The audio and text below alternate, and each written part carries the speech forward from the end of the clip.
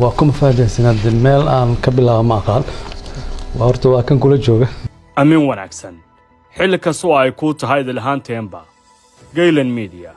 waxay haysaa waraysi dhif iyo naadir ah waraysigii ugu horeeyay ee uu bixiyo shaqsigii ugu hadal haynta badnaa siyaasadda Soomaalida sanooyinkii la soo dhaafay waraysigan oo xambaarsan xogo xasaasiya iyo ka warramida dhacdooyinkii dalka soo maray sanooyinkii la soo dhaafay ayaanu la yeelanay ama ka qaadnay Fahad Yaasiin Xaaji Daahir oo soo qabtay 4 xil oo kala ahaa agaasimo madaxtooyo agaasimo ku-xigeen Niisa agaasimaha sirdoonka iyo nabad sugidda qaranka Niisa iyo la taliyaha amniga qaranka ee madaxweynaha Soomaaliya 4 jago iyo xilhaynta Fahad Yaasiin ee 5 sano iyo bilooyin dheeraad ah waxay leeyihiin dhacdooyin ku wareegsan oo xasaasi ah waa markii koobaad oo Fahad warintan si toos ah nooga ogolaado inaan waraysi kala yeelano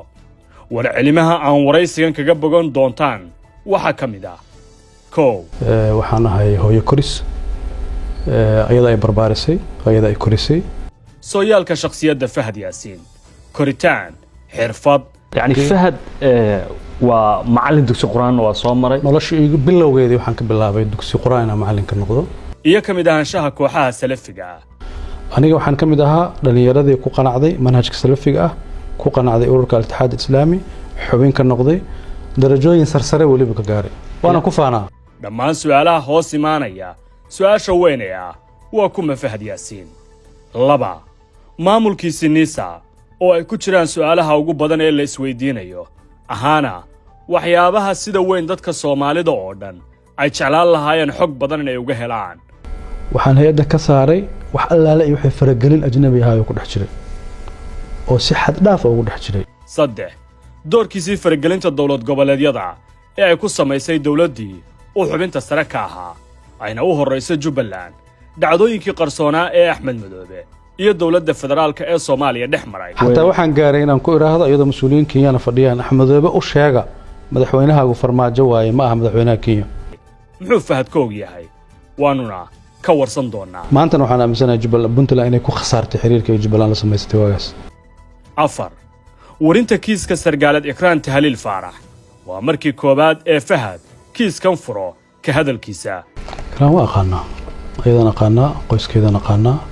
hooyada ma aqaanaa familkeedana aqaanaa xogo xasaasiyana waa uu noo sheegay waana diihaynaa ra'iisul wasaaraha Soomaaliya wuxuu sheegay inuu og yahay dadkii dilka dambe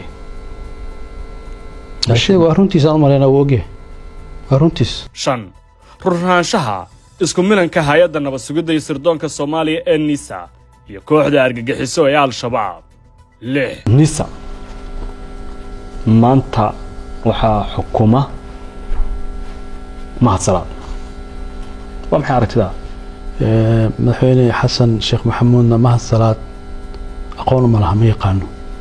hadduu aqoon lahaana uma magacaabeen muxuu og yahay oo gaar ah oo waraysiga uu ku sheegay waxaan rabaa inaan kuu sheego sargaalka nabad sugidda Soomaaliya ka tirsan ee sir qaran la wadaaga taliyaha cusub ee la magacaabay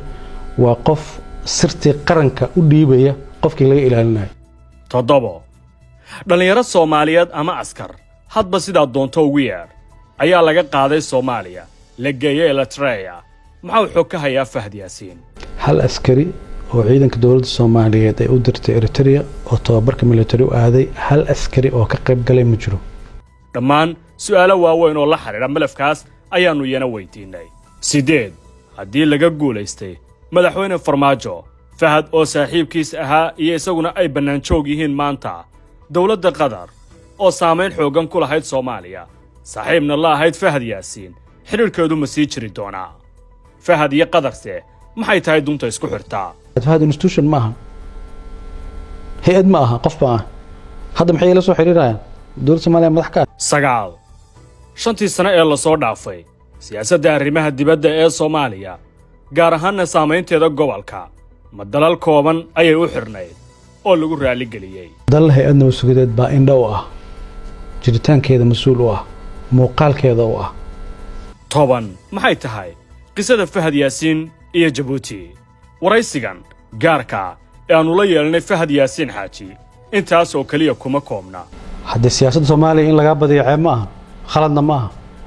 Waa la ka badiyey. doorashada mar baa gashaa ood guulaysan mar kalead geli ma guulaysanaysid waa natural adduunka oo dhan bay ka dhacdaa waa isku darka nolol waryannimo shaqo siyaasi iyo xogo surdoon oo culus waxaana aannu wax badan kaga ogaan doonnaa su'aalo badan oo aysan sahalahayn inay bannaan ka yimaadaan haddii waraysigan uusan naga oggolaan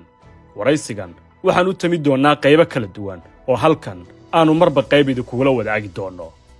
ma jeceshahay inaad barato qur-aanka kariimka ah iyo culumta shareecada ugu kaalay markaska nuureyn online oo baro adigoo gurigaaga jooga qur-aanka higaada iyo culumta kale islaamka wixii faahfaahin kala xidhiidh nambarada shaashada kaaga muuqda